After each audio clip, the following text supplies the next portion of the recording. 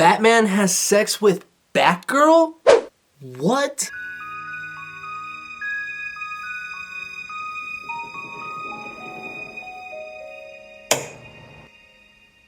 Howdy everyone, welcome back to my channel where I talk about movies. Today I'm going to be talking about The Killing Joke, the animated Batman movie. Now before I get into my review, I do want to mention that I just recently got The Killing Joke, the comic book for Christmas, so I did recently read this and I absolutely loved it. I thought it was a fantastic comic book, one of my favorites for sure, and I can't say I share the same thoughts for the movie. I mean, let's get into it, but the first 30 minutes of the movie have absolutely nothing to do with the comic book. It's focused on building the relationship between Batman and Batgirl, which I understand why they did this. There's a scene later on in the movie, which we'll talk about, where the Joker paralyzes Batgirl, so they're trying to get you to care more about the character of Batgirl, so they're trying to get you to invest in her a little bit more through this opening sequence.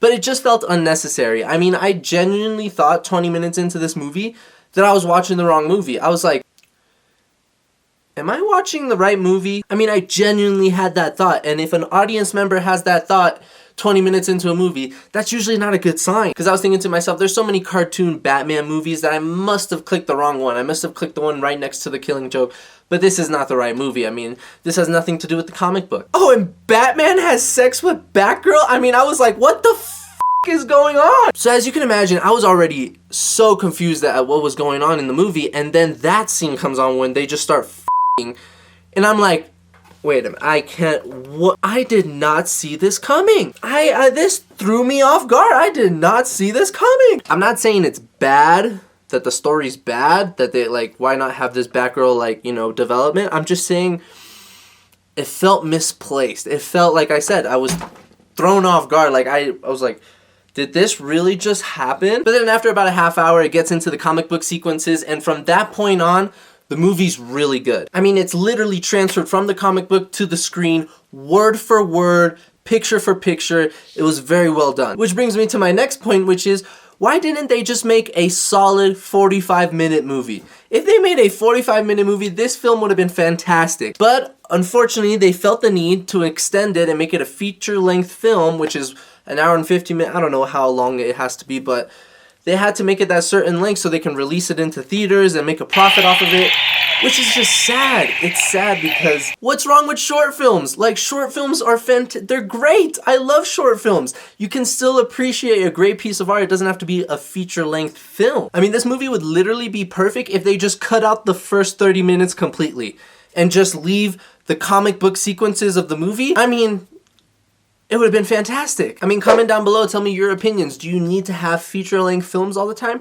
Or would you enjoy a 30-minute film or a 40-minute short film of Batman and the Joker that's released on YouTube or on Disney Plus? Like, I would still enjoy the shit out of that. So that's my advice I give to big studios. And if you're watching, which I know that you are, just kidding. So all in all, I'm going to give The Killing Joke, the cartoon movie, a solid B. Not a B minus, not a B plus, but a B. I think it could be better, but I don't think it was terrible. Like I said, if you can just get past the first half hour of the movie, it gets really good after that. But it's just that first sequence that's, not great. But it's still very enjoyable. And if you haven't read the comic book, I highly recommend you get this. It is highly regarded as one of the greatest comic books out there. The Joker is one of the greatest villains ever created. So if you like comic books, definitely go get it. I highly recommend it. It's a good read. And I do want to say that if they ever make a live action movie of The Killing Joke, I think there's two scenes that would just be so awesome. I mean, imagine seeing the Joker in a Hawaiian shirt. I mean, that has to be done. I mean, could you imagine the Heath Ledger version of the Joker in a Hawaiian shirt just busting into a room shooting people? Like, that would be awesome. And then this scene right here with the mirrors in the carnival kind of reminds me of the scene with Bruce Lee in Enter the Dragon, which is one of the coolest scenes ever in cinema history.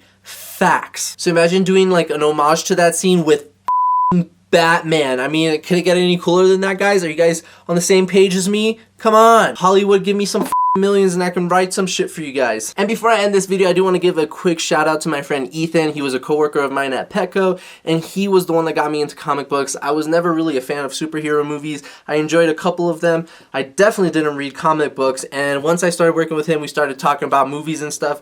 He got me really passionate about comic books, so that's a whole new world that I'm diving into now, and I'm going to start making videos and content related to that kind of stuff. So shout out to Ethan. As always, leave a like, comment down below, and I'll catch you in the next video. Peace.